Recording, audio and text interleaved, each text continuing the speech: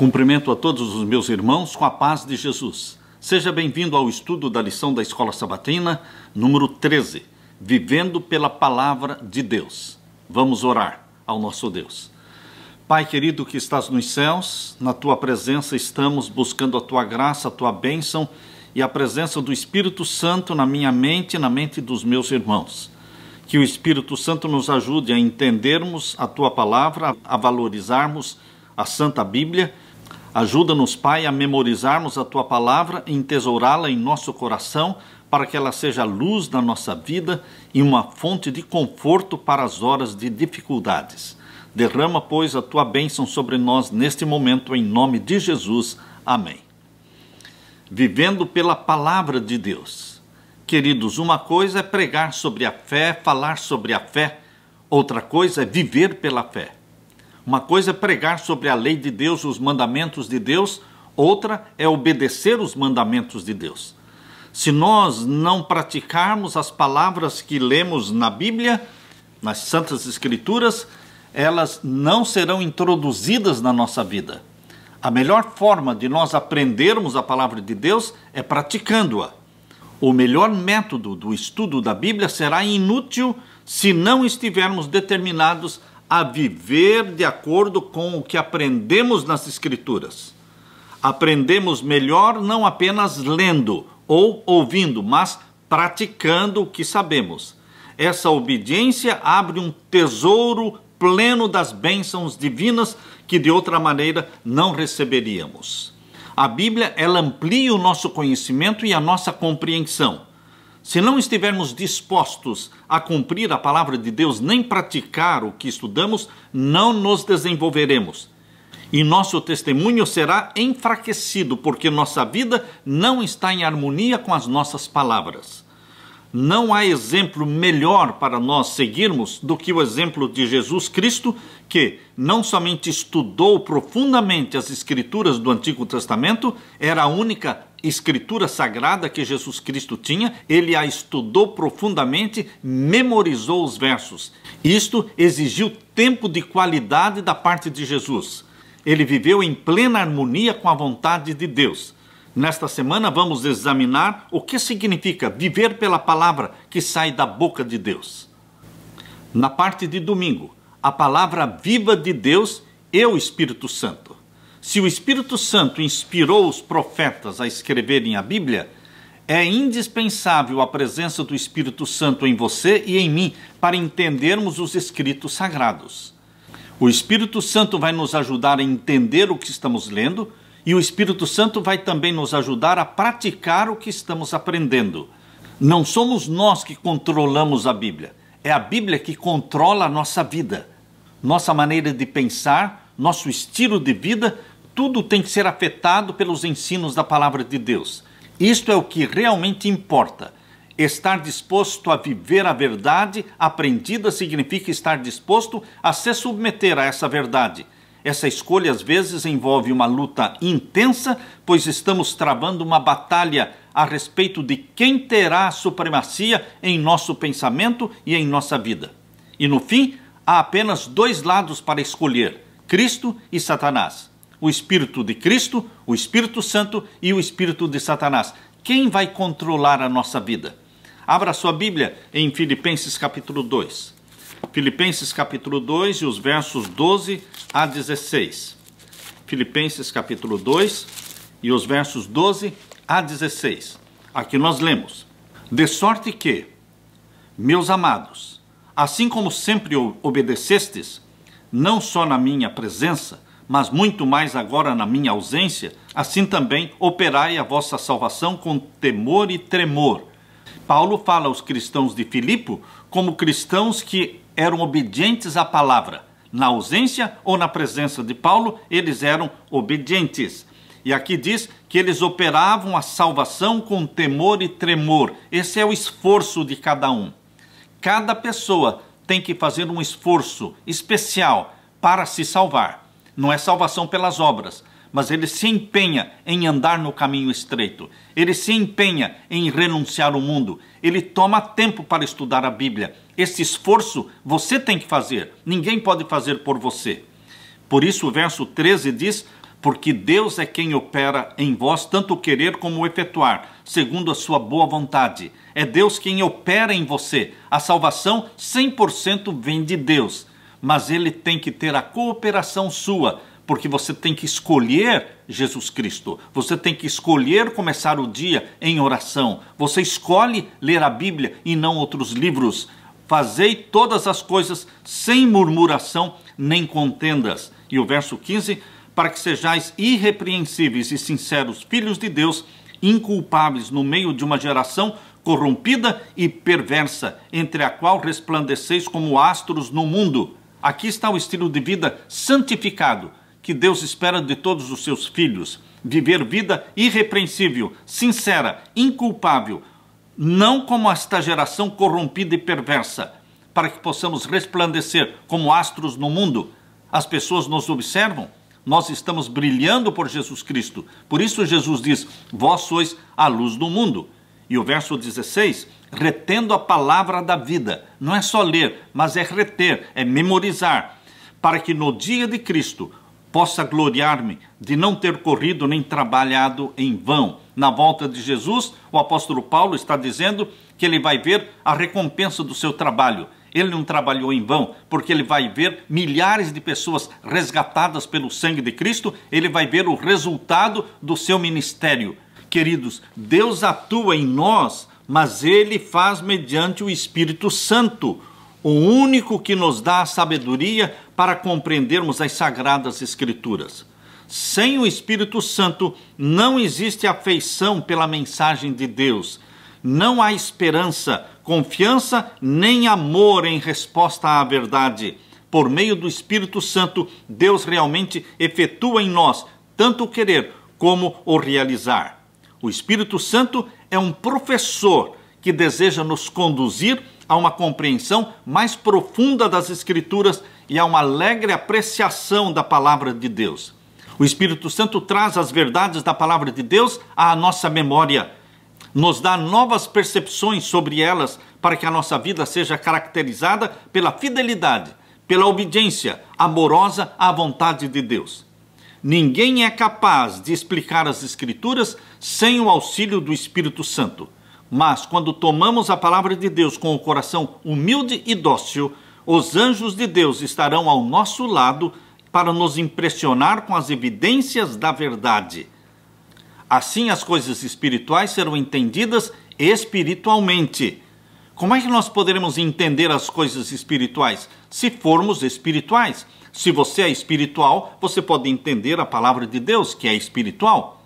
Mas como é que você e eu podemos ser espirituais? Sendo gerados e nascidos do Espírito Santo. O Espírito Santo gera em você uma natureza santa e espiritual. Nós só podemos ter essa natureza santa e espiritual através do novo nascimento. Sendo espirituais, valorizamos as coisas do céu, valorizamos a Bíblia acima de qualquer coisa, como norma de conduta, como regra de fé e prática. Na parte de segunda-feira, aprendendo de Jesus. Jesus é o modelo, Jesus é o padrão, Jesus Cristo se coloca diante de você como modelo para ser imitado, para ser reproduzido em você. Cristão é aquele que reproduz a vida e os conceitos, os pensamentos, os sentimentos, o caráter de Jesus Cristo nesta terra. As pessoas que se encontram com você precisam ver em você Jesus Cristo, porque você assimilou Jesus Cristo e você reproduz Jesus Cristo. Nós temos que aprender de Jesus.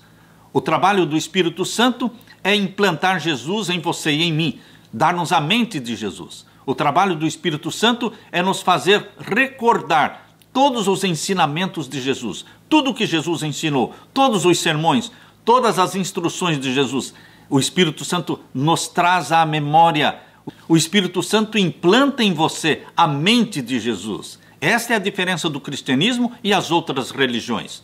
Porque Jesus é o único modelo que merece ser imitado. Jesus nos deixou um exemplo de como viver em submissão à vontade de Deus, como estudar a Bíblia, como memorizá-la. Aprendendo de Jesus significa mergulhar na Bíblia, principalmente nos Evangelhos, e ver como Jesus vivia, como ele tratava as pessoas, Como ele citava as Escrituras, constantemente estava citando as Escrituras. Não há um exemplo melhor para ser imitado do que o de Jesus. Ele estava familiarizado com as Escrituras e disposto a obedecer a palavra escrita de Deus e a cumpri-la. Jesus passa para você todo esse conhecimento que ele tem. Por isso, quando eu estou estudando a Bíblia, eu oro pedindo: Senhor Jesus, me ajude a entender este verso do jeito que o Senhor entende. Passe para mim o seu conhecimento. Abra sua Bíblia em Mateus capítulo 4. Aqui está o exemplo de Jesus, digno de ser imitado, porque diante das tentações, Jesus Cristo ele usou o quê? A Bíblia. Diante das tentações, você também deve usar o quê? A Bíblia, a palavra de Deus.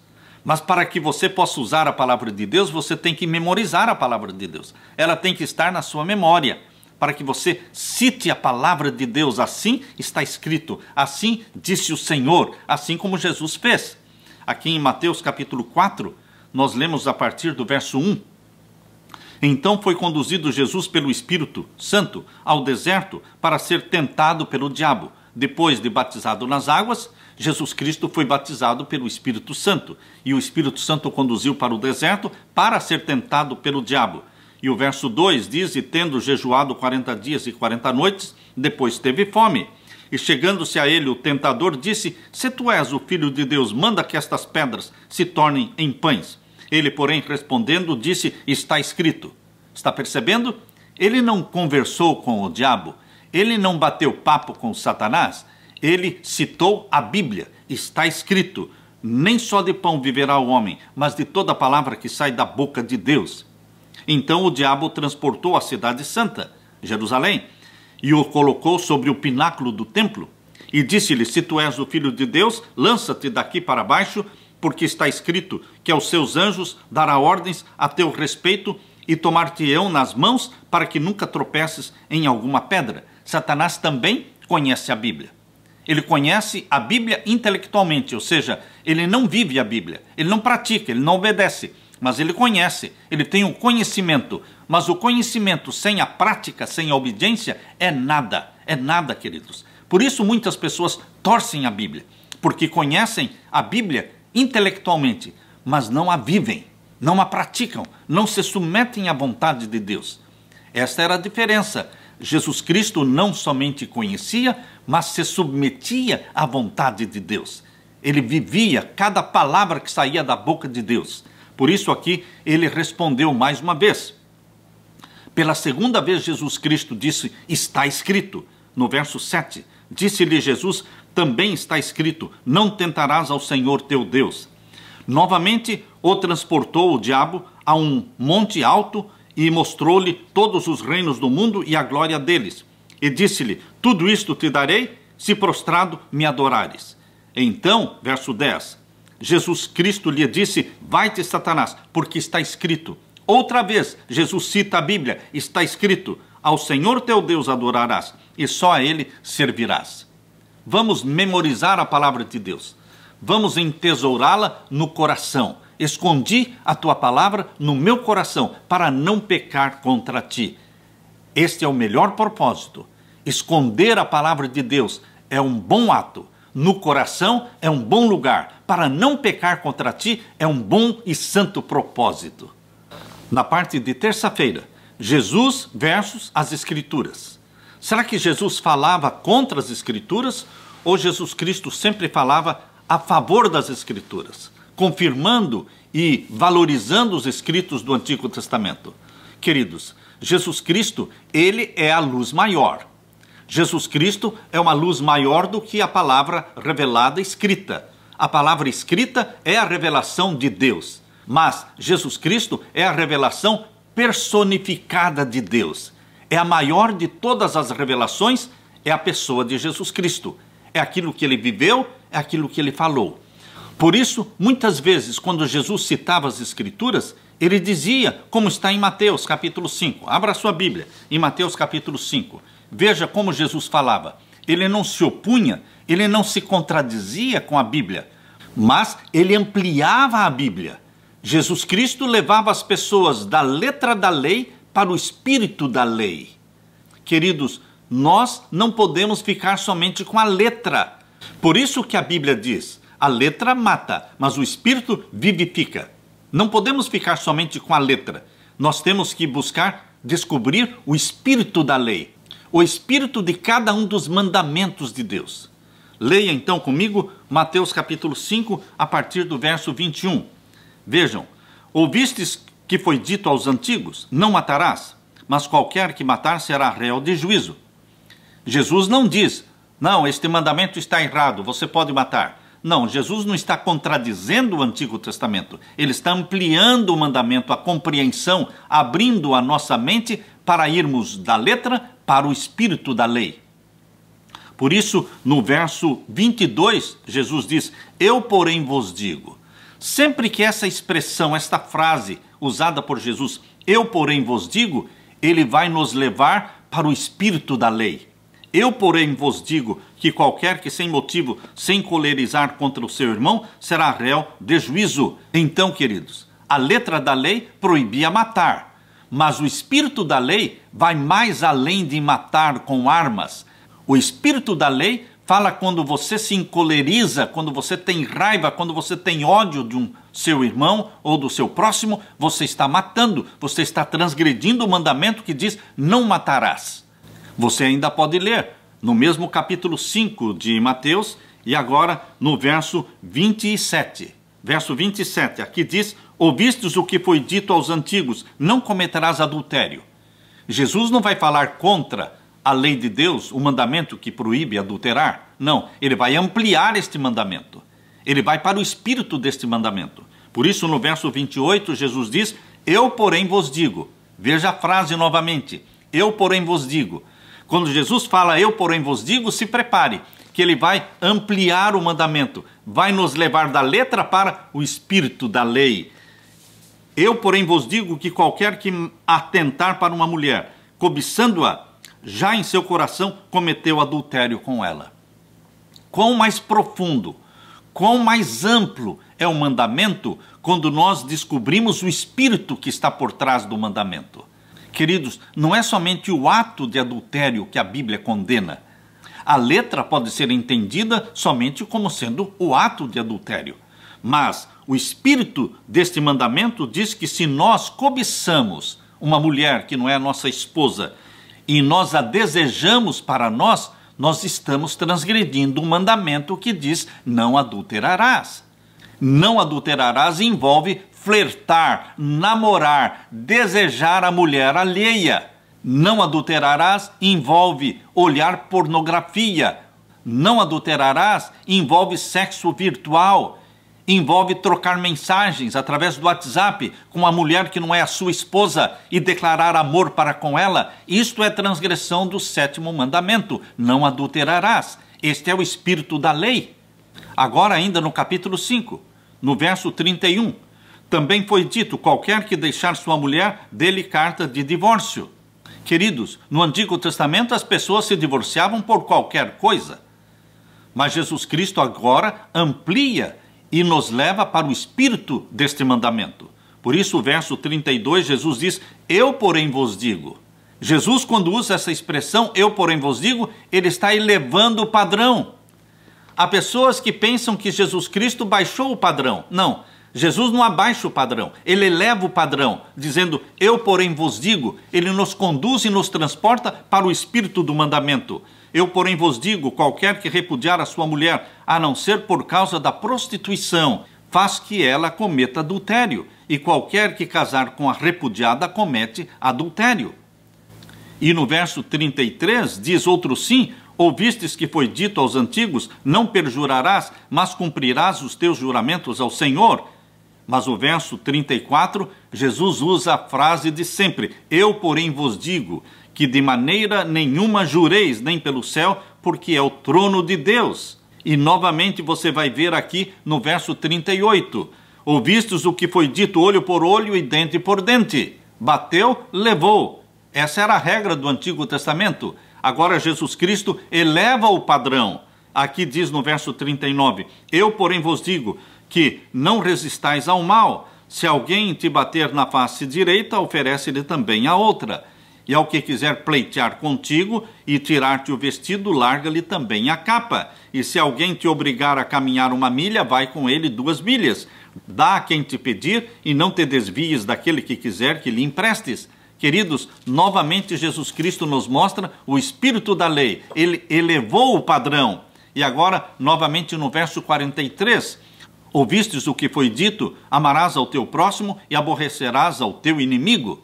Jesus Cristo não fala contra o Antigo Testamento, contra as Escrituras, mas ele amplia e eleva o padrão. Queridos, aqui diz o verso 44, eu, porém, vos digo, amai aos vossos inimigos, bendizei aos que vos maldizem, fazei bem aos que vos odeiam, e orai pelos que vos maltratam e vos perseguem. Aleluia! Porque o nosso Senhor Jesus Cristo confirma as Escrituras do Antigo Testamento, mas faz mais do que confirmar. Ele eleva o padrão, amplia e abre então a nossa mente para entender o espírito da lei. Na parte de quarta-feira, horas tranquilas com a palavra de Deus. Você e eu vivemos num mundo agitado.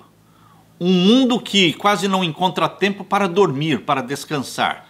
As pessoas dormem tarde demais, levantam cedo demais, na correria, nervosos, agitados, sem tempo para a hora tranquila aos pés de Jesus Cristo, sem tempo para fazer o culto com a família, saem correndo para o trabalho, já atrasados, pegam trânsito no caminho, ficam naquele trânsito engarrafado, chegam atrasados no trabalho. Queridos, assim é a vida. Satanás programou este mundo de uma forma louca, que as pessoas não tenham tempo para parar, meditar, se aquietar, porque Deus sabe que você precisa da quietude. Deus diz em Salmos 46 e o verso 10, aquietai-vos e sabei que eu sou Deus. Serei exaltado entre as nações, serei exaltado sobre a terra. Você quer saber que Deus é Deus? Você quer conhecer Deus como Deus? Você tem que se aquietar. Não é na correria, não é na guerra, não é no barulho, não é no movimento agitado, mas sim na quietude. Por isso você e eu precisamos de quietude, quietude cristã. Saber fazer silêncio. A paz que você procura está no silêncio que você não faz. Por isso precisamos da quietude. Dormir cedo. Desliga a televisão. Não vai ficar assistindo filme até a hora de dormir. Por quê? Se você ficar assistindo filme até a hora de dormir, a sua mente vai ficar impregnada dos filmes de Hollywood. A sua mente estará cheia daquilo que Satanás quer, não daquilo que Deus quer. Antes de dormir, você tem que estar ocupando a sua mente com a palavra de Deus, fazer um culto com a família, orar com a esposa, orar junto com a esposa, junto com os filhos e irem cedo para a cama. Cedo que eu digo, seja pelo menos antes das 10 horas, não mais depois das 10 horas. E, portanto, queridos, vocês estarão dormindo um sono tranquilo e podendo acordar cedo, acordar 5 da manhã, 5:30 da manhã, antes das crianças acordarem. O pai e a mãe precisam acordar. E cada um, o marido e a esposa, podem ter um lugar de privacidade, onde ele vai orar sozinho, ele e Deus. E ela também vai orar sozinha, ela e Deus. Abrir o coração, cantar hinos de louvor a Deus. Você precisa começar o dia com esta hora tranquila. Lutero, quanto mais coisas ele tinha para fazer durante o dia, mais tempo ele dedicava à oração. Ele gastava pelo menos 3 horas de oração cada dia. Então, queridos, não precisa ser 1 hora de quietude, pode ser 2 horas. Você pode dedicar as melhores horas do dia para Deus. Assim, Jesus Cristo fazia. Antes do raiar do dia, na cidade de Nazaré, onde Jesus Cristo cresceu, foi ali que ele cresceu, uma cidade muito ímpia, muito profana, mas os habitantes de Nazaré ouviam a voz de Jesus cantando louvores a Deus lá no meio da mata, no meio da natureza, antes do sol nascer. Ele estava louvando a Deus com hinos e ele estava lá orando e conversando com Deus, recebendo a orientação de Deus para o dia que estava começando. Queridos, horas tranquilas com a palavra de Deus. Todos nós precisamos desacelerar a nossa vida para termos quietude.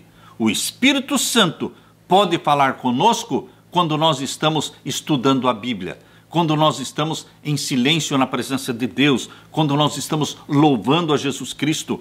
A fonte da nossa vida espiritual é exatamente a hora tranquila que nós passamos aos pés de Jesus Cristo, louvando, confessando, adorando e estudando a palavra de Deus. Em Salmos 37, verso 7, nós lemos Salmos 37 e o verso 7. Descansa no Senhor e espera nele. Temos que aprender a descansar em Deus. Todos nós temos ansiedades. Você e eu temos ansiedades, temos preocupações, mas precisamos aprender a descansar em Jesus Cristo e esperar nele. Lemos também em Salmos 62, verso 1. A minha alma espera somente em Deus, e dele vem a minha salvação. Só ele é a minha rocha e a minha salvação. É a minha defesa, não serei grandemente abalado. E agora no verso 5. Ó minha alma, espera somente em Deus, porque dele vem a minha esperança. Queridos, nós precisamos não correr na frente de Deus. Nós precisamos esperar em Deus para que ele haja. Quando você ora, ele vai agir, mas ele precisa de tempo para agir e responder às suas orações. Nós somos apressados demais. Temos que aprender a esperar em Deus. Se nós amamos alguém, certamente nós gostamos de passar tempo com esta pessoa, conversar, abrir o coração, bater papo. Queridos, se nós amamos a Jesus Cristo, nós vamos também apreciar o tempo que nós vamos passar em comunhão com Ele, em amizade com Ele, abrindo nosso coração para Jesus Cristo, derramando as nossas preocupações, esvaziando os nossos fardos e depositando-os aos pés de Jesus Cristo. Por isso Jesus diz: vinde a mim, vós cansados e oprimidos, sobrecarregados, eu vos aliviarei. Muitas vezes, o começo do dia é o melhor tempo para esses minutos de quietude e reflexão. Estes momentos, antes do início da jornada de trabalho, podem se tornar uma bênção para todo o restante do dia, pois os pensamentos valiosos que recebemos nos acompanharão durante muitas horas durante o dia. Permanecermos conectados com o Deus vivo da Bíblia, por meio da oração, vai impactar nossa vida como nada mais pode fazer. Isso contribui para que nos tornemos mais semelhantes a Jesus, porque Jesus recebia do Pai a agenda do dia. Deus, o Pai, não dava para ele a agenda da semana toda ou do mês todo. Deus, o Pai, dava e revelava para Jesus Cristo através do Espírito Santo, na comunhão da manhã, a agenda do dia. E, queridos, Jesus Cristo se deixava conduzir pelo Espírito Santo. Assim também você e eu devemos nos deixar conduzir pelo Espírito Santo. Afinal, nós nascemos do Espírito Santo. O Espírito Santo nos guia. Todos os que são guiados por Deus, estes são filhos de Deus. Romanos 8, 14. Na parte de quinta-feira, memória e canção. Nós podemos memorizar a palavra de Deus através da música. Esta é uma arte, memorizar a palavra de Deus através da música. Fica mais fácil você decorar a Bíblia quando os versos da Bíblia são colocados em melodias. A Bíblia diz aqui em Salmo 119, verso 11: escondi a tua palavra no meu coração para não pecar contra ti.